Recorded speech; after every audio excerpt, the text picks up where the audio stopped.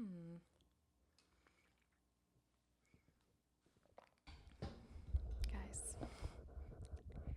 I'm sitting here and I'm thinking about the 10 things that need to be set up as I record a podcast. I'm very grateful to, put all the pieces together. It's fun, but you're thinking about a lot of stuff. We're going to jump in. And do you want to grab some coffee or some tea? Ooh, we're going to talk about a tea brand in a couple weeks. If some of you know me, you know exactly what tea brand it is. So let's get into it, everybody. Let's have some fun. Let's talk.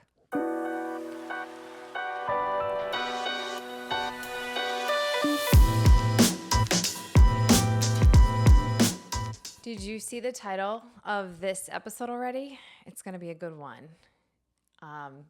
If you didn't, we're going to unpack the stigma of job loss.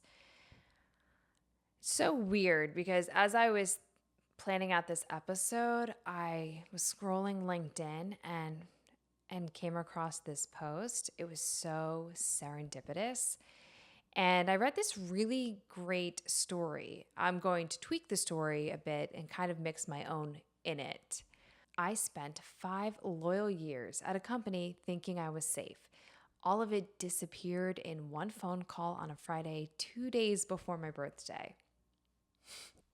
No warning, just a short conversation. And then I was locked out of all my files. My computer login changed. No more access to my email. So I couldn't even write a goodbye or a good luck note to anyone. That's not safety. That's leaving too much of your life in someone else's hands. Real safety comes from building something that's yours. But let's be honest, it's not that easy when you don't have an online presence, you're not sure what you'd even build, and you may not even have touched a resume in years. Actually, where's my resume? I better. So today we're going to unpack this bigger truth, the stigma of job loss, the myth of failing fast, and what it really looks like to transform without shame. Hey, it's Rachel, and welcome back to the Daily Champ. This show is all about what it takes to reset, rise up, and champion yourself in the process. Today's conversation is about failure, shame, and reinvention, especially for us who are later in our careers. You know, when the stakes feel higher, the pressure is heavier, and the narrative around success is more deeply tied to who we are. So let me ask you, when everything falls apart, your job, your title, your safety, do you see yourself as broken or being handed an opening to reinvent?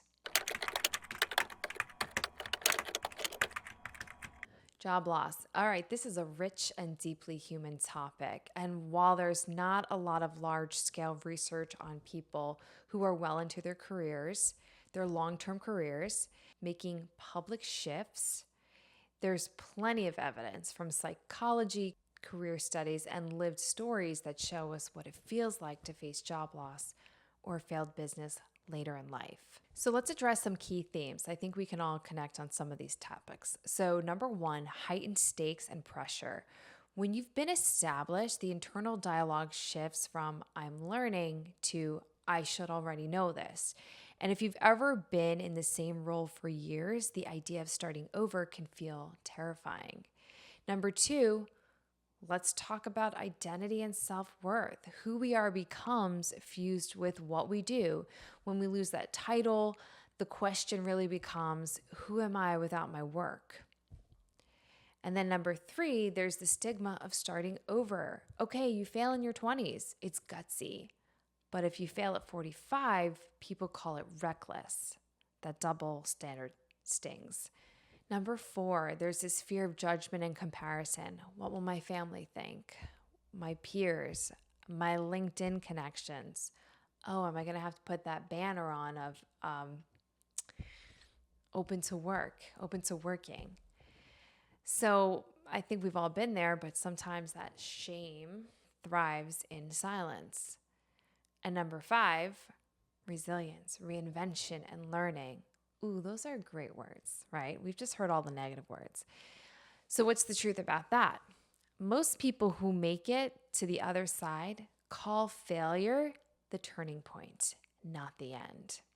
So, now for the fun part, let's get into a couple of stories to see if this resonates with you. Number one, losing the job that defined you. I get it. I get it. You've poured years into your work. You've showed up through the highs and lows, built real relationships, maybe even felt like your coworkers became family. You've had wins, you've weathered transitions, and probably pushed through the chaos of COVID too. I know this one firsthand, and for some, leaving meant walking out with a box of things. For me, it happened remotely. One day, I couldn't access a single file, and my email was just gone. It wasn't a logistical change, it just felt like an identity crisis. And so for weeks, I kept asking myself, who am I now?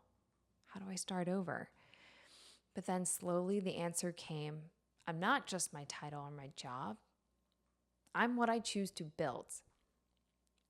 All right, number two, let's talk about the shame spiral. A friend told me I wasn't ashamed of losing my job. I was ashamed of how others would see me. So that's the quiet reality for many. Shame isn't about the loss itself, it's about imagined judgment. And breaking that silence and sharing your story publicly is often the first step toward freedom. So, how do you do that? Well, it's not about how, it's about you just do it when you're ready. For me personally, I tend to wait on delivering uncomfortable news where I may have an emotional attachment. I wait till I get out of the low mindset. I fully process what I've been through. And because I really do, I love feeling strong and energized. And when I'm not there, it's hard for me to be around people. It's very difficult to rehash a conversation I'm just not quite ready to have. It turns out to be exhausting. So my part of my process is I say I'll put that on the calendar for a later time. And I've done that. I said, I could go with breakups too, right? I was like, wow, that was really tough what I saw, what I heard. But you know what? I'm going to address it. I'm just going through some other stuff right now. I'm going to put that on the calendar for 6 months from now, and I'm going to address it. Now, I don't know what therapists would say about this, but for me, it was like, no, I will make a point to deep dive into those feelings, those hurt feelings. I will work through them, but now's not the time. Story number three, failing fast, but at 40, 50, and 60 years old. Now, we may glorify failing fast for the startup founders in their 20s, but when you're older, established with lots of responsibilities, with kids, a mortgage, or aging parents, failure carries different weight. Yet the principle is still true. Failure is feedback, not a verdict. The question is, will you use the feedback to redirect? So story number 4, running away versus pivoting. And I talked about this in episode 4, but I shall summarize because this was a good one. A lot of people are responding to this. So the difference here is running away is leaving out of fear and pivoting is moving toward purpose. I've done both.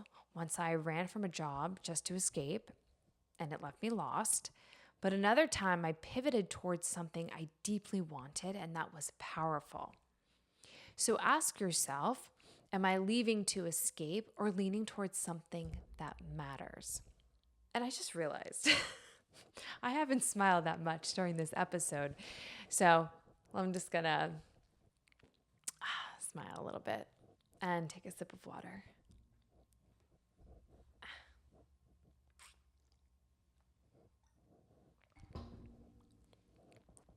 Because we're going to get into story number 5, the relief of reinvention. If you're watching right now and you're kind of going through your stuff, I want you to write that down. The relief of reinvention. Okay? Because there is something very soothing about what I'm saying. And so jumping into the story, I've seen people cry tears of relief when they finally let go of a mismatched career. Because reinvention isn't just about money or success, it's about aligning your work with your soul. And once you've tasted that alignment, you realize what felt like failure was actually freedom knocking.